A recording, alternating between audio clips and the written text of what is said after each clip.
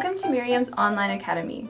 Today we're looking at Rigadoon by William Babell. This piece is in the RCM Level 4 Repertoire book, which you can purchase by following the link in the description below. In this tutorial, we are going to go over some of the key areas of this piece and give you the tools you need to be successful as you learn it. We will be looking at articulation, dynamics, and fingering.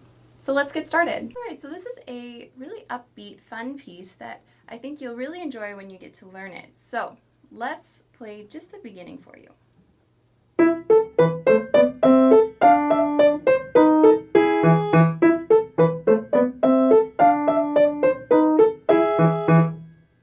Alright, so you'll see it's quite quick.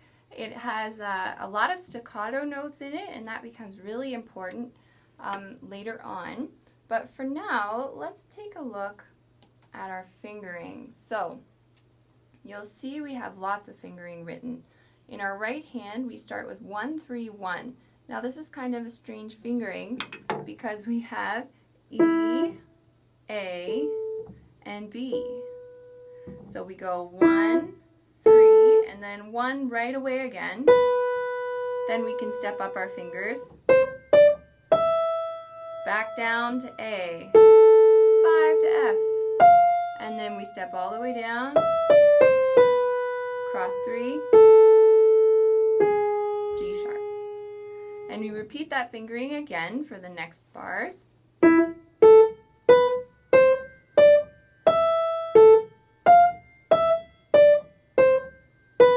it changes. So we have right here 2 on A, and then 1 and 5, 2 notes.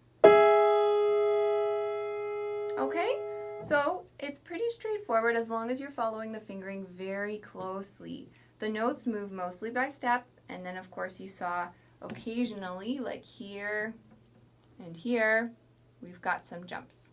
Okay? Left hand. Left hand is even simpler. We have pinky on E, third finger to A, then 2, stepping up, rest, which is very important, 3 goes to D, it's tied over the bar line, rest, D sharp, and then E, E, E, just up, then down the octave. We repeat it again, 5, 3, 2, 1, then 3, D sharp, and finish with our E's.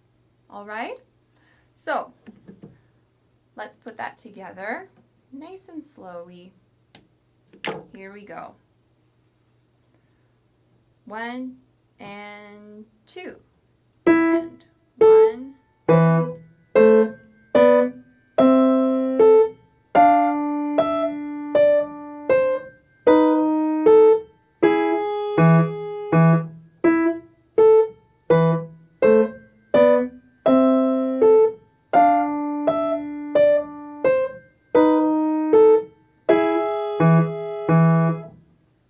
so there's your beginning of the piece. Now, before we move on, I'm going to direct your attention to this little sentence down here at the bottom of the page.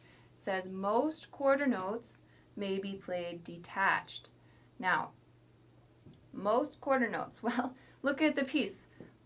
The piece is almost completely quarter notes, so pretty much everything is detached. And when we play things detached, that means we lift up and we don't connect the notes. So connecting the notes would sound like this.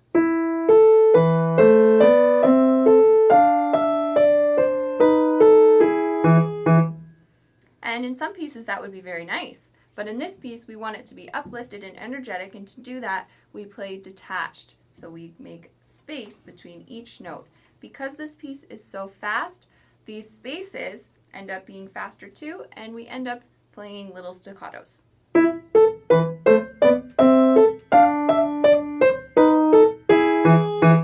Okay, now you'll also notice it says most quarter notes.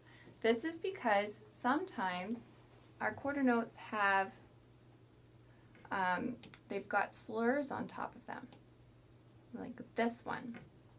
So that means we would actually play these smooth, and the second of the two notes, because a two-note slur, we have smooth off. So the second of the two notes would be staccato. Smooth off. Or in our left hand, we have one here, and we would do the same thing. Smooth off. Okay? So let's look at the next section, starting from here.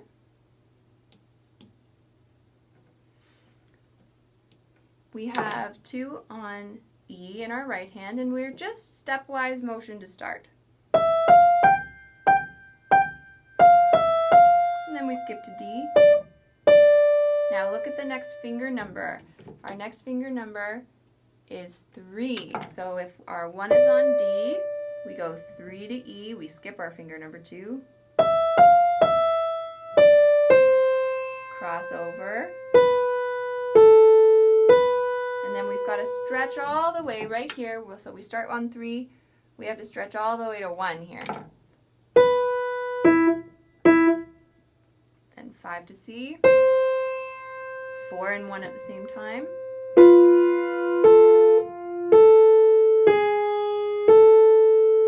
Now you'll notice in this bar,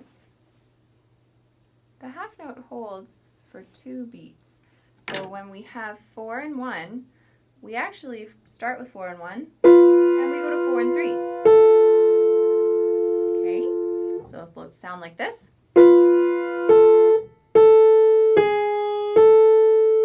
Okay, I'm going to play that hands together for you so you get a feel for what it will sound like. Starting from my yellow star.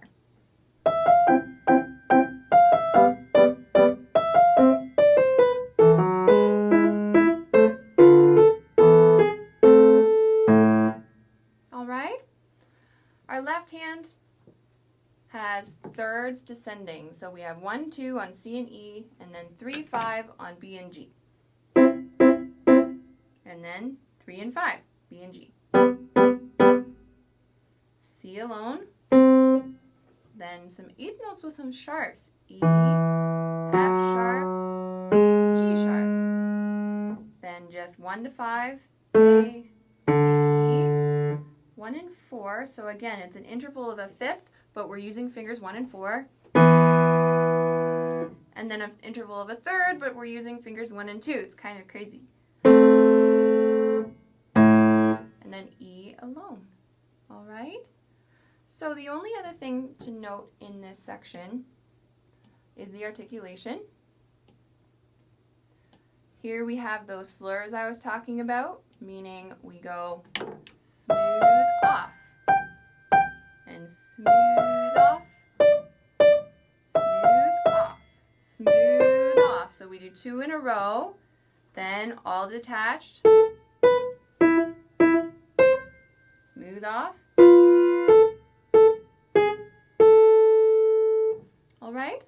So I'll play that section one more time, and guess what? I'm actually going to play the next section for you too, because it's a repeat. It's the same thing. So starting from my star again.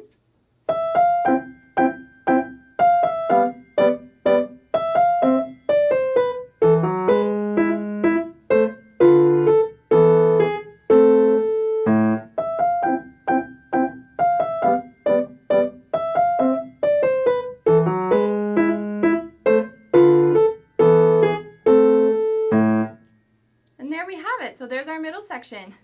Now I'm going to play the next section for you and see if you can recognize it.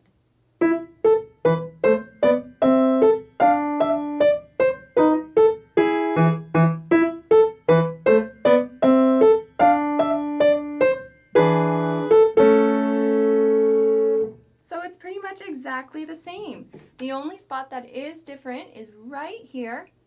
So we come from our descending, right there. We start with 5 on F, 1 in the left hand. And then 4 and 2, G sharp and B, and a 7th in the bass, C, my E and D. And then A and C sharp. So all together that would sound.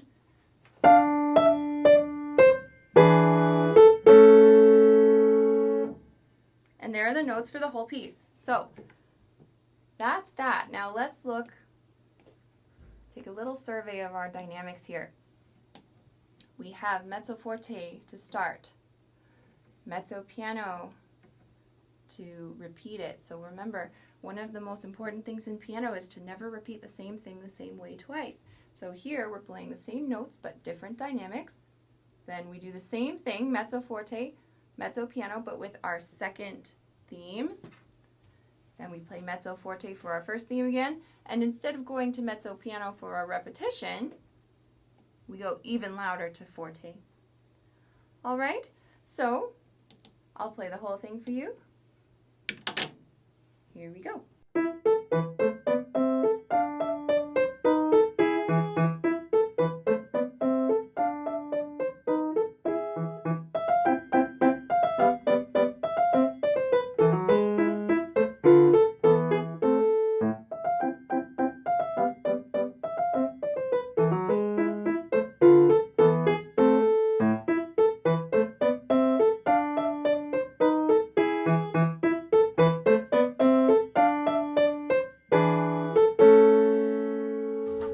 Hey everyone, thanks for watching Merriam's Online Academy. Check back here for more videos and don't forget to subscribe below.